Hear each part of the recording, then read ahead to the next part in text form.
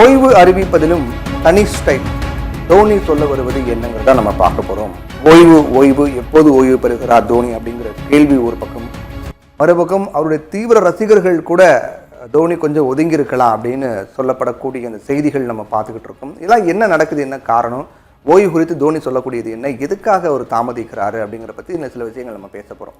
தோனியுடைய ஓய்வு அறிவிப்புகளுக்கு அப்படின்னு ஒரு தனி பாணி இருக்குது. ஏன்னா கடந்த டெஸ்ட் போட்டியிலிருந்து விலகும் போது கூட அவர் அறிவித்த அந்த பாணியை பற்றி நம்ம சொல்லலாம். இப்போ இந்த மாதிரி திடீர் முடிவுகள் போல் இதெல்லாம் தோற்றமளித்தாலும் கூட ஒரு ஃபார்முலாவின் படி தான் அவர் எப்போதுமே செயல்படுறார் அப்படிங்கிற மாதிரி தான் பார்க்க முடியாது. தன்னுடைய தலைமைத்துவமோ ஆட்டத்திற்கோ கேள்விக்குறியாக்கப்படும் போது, தன்னுடைய தலைமைத்துவம் ஒரு ஆட்டத்திற்கு கேள்விக்குறியாக்கப்படும் போது தோனி முதல்ல என்ன பண்ணுறாரு, அமைதி காப்பார், சைலண்ட்டாக இருப்பார். அப்புறம் விமர்சனங்களை சிரித்த முகத்தோடு எதிர்கொள்வார். சில சமயங்களில் கொஞ்சம் ஆக்ரோஷத்தோடு அடுத்ததாக தன்னுடைய செயல்பாடுகளின் மூலமாக விமர்சனங்களுக்கு பதிலடி கொடுக்க முயற்சி பண்ணுவார். தன்னுடைய பங்களிப்பு இனியும் அணிக்கு தேவைப்படாது அப்படின்னு உணர்ந்த பிறகு கடைசியாக தான் ஓய்வை அறிவிப்பார். அதுவும் யாரும் எதிர்பாராத வகையில், யாரும் எதிர்பார்க்காத சமயத்தில். இப்போ 2011 உலகக்கோப்பை வெற்றிக்கு பிறகு தோனி தலைமையிலான இந்திய அணி டெஸ்ட் கிரிக்கெட்டில் அயல் மண்ணில் தொடர்ச்சியாக மண்ணை கவ்வினாங்க. ஆனால் தோனி அவசரப்படலை. 3 ஆண்டுகளுக்கு பிறகு 2014ஆம் ஆண்டில் 2014 இறுதியில் பார்த்தோம் அப்படின்னா ஆஸ்திரேலிய தொடரினுடைய பாதையில் யாரும் எதிர்பாராத சமயத்தில் டெஸ்ட்டில் இருந்து ஓய்வு பெறுவதாக அறிவித்தார் தோனி. 2015 உலக கோப்பையின் போதே தோனியினுடைய வெள்ளைப்பந்து கிரிக்கெட் அணுகுமுறை மீதான விமர்சனங்கள் எழத் தொடங்கியது. ஆனால் 2019 உலகக்கோப்பை முடிந்த பின்னர் சாவகாசமாக சில மாதம் கழித்து ஒரு சமூக வலைதள பதிவின் மூலமாக சர்வதேச கிரிக்கெட்டில் இருந்து ஓய்வு பெறும் முடிவை அவர் அறிவித்தார்.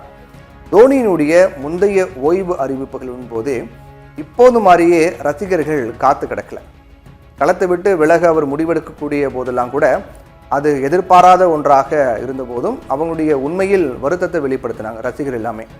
ஆனால் இந்த முறை பார்த்தோன்னா தோனி எப்போதான் ஓய்வு பெற போகிறார் அப்படின்னு கேட்டு சிஎஸ்கே ரசிகர்கள் சோர்ந்து போயிட்டாங்க.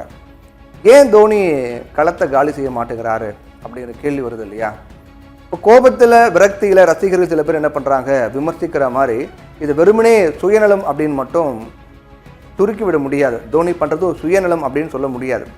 தோனி மட்டும்தான் விரும்பிய துறையில், தோனி என்ன பண்ணுறாரு, தான் விரும்பிய துறையில் உச்சத்தை தொட்டவர் எவர் உருவம்.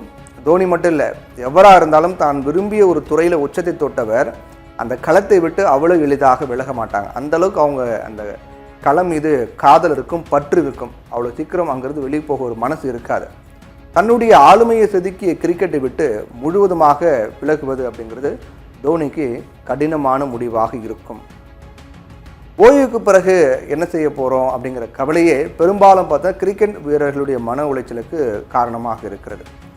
அவ்வளோ பணம் இருக்குது, அவ்வளோ மேட்ச் வின் பண்ணியிருக்காங்க, ஒரு பிரபலமான நபராக இருக்கார், உலக அளவில் ஒரு பெயர் பெற்ற ஒரு நபராக, அறிமுகமான ஒரு நபராக இருக்கார், இந்திய அளவில் பார்த்தோன்னா உச்ச புகழ்பெற்ற ஒரு நபராக இருக்கார். ஓய்வுக்கு பிறகு அவங்களுக்கு என்ன கவலை இருக்கும் அப்படின்னு நம்ம கேட்கலாம்.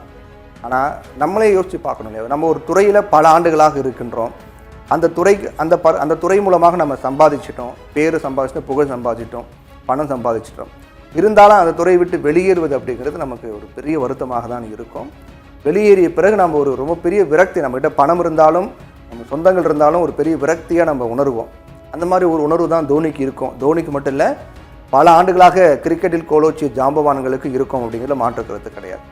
தோனி தொடர்ந்து விளையாடுவதற்கு அவருடைய பெரும் விருப்பத்தோடு சேர்ந்து சிஎஸ்கே நிர்வாகத்தினுடைய ஆதரவும் அதுக்கு பின்னால் ஒரு பெரிய வணிக நோக்கமும் இருப்பது உண்மைதான்.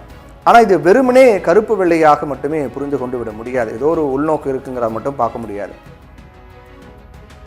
தோனியும் சிஎஸ்கேயும் பிரித்து பார்க்க முடியாத அளவுக்கு இந்த சிஎஸ்கே இப்போ இருக்குது. சிஎஸ்கேவுடைய ஆட்ட பாணி இப்படி தான் இருக்கணும் அப்படிங்கிறத ஆரம்ப காலத்தில் ஸ்டீஃபன் பிளமிங் உடன் சேர்ந்து தோனி தான் வரையறுத்தார்.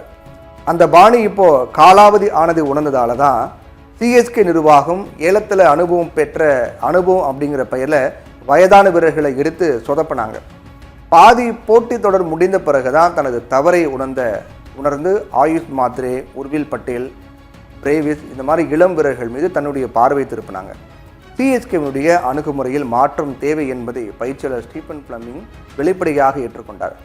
தோனி கேப்டனாக இருந்தாலும் சரி இல்லாவிட்டாலும் சரி, களத்தில் அவர் இருக்கும்போது அவர்தான் தலைவன், அவர் கண்ணசைவில் தான் எல்லாம் நடக்கிறது அப்படிங்கிறது இருக்கும்போது எப்படி ஒரு கேப்டனால் தனக்கான அணியை கட்டமைக்க முடியும், தனக்கான ஒரு பாணி புதிதாக வரித்து கொள்ள முடியும் அப்படிங்கிற ஒரு கேள்வி இருக்கு இல்லையா?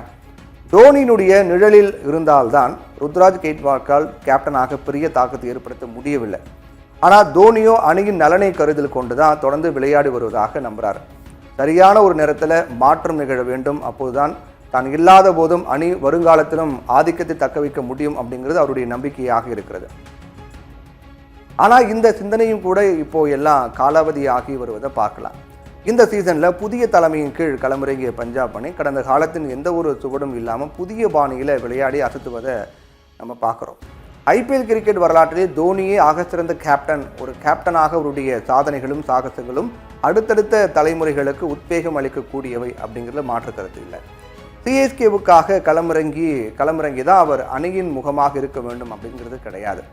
இருந்தாலும் அவருடைய அந்த ஓய்வு குறித்த அறிவிப்பு அப்படிங்கிறது சில மாதங்கள் ஆகலாம் அப்படிங்கிற மாதிரி தான் சொல்லியிருக்காரு.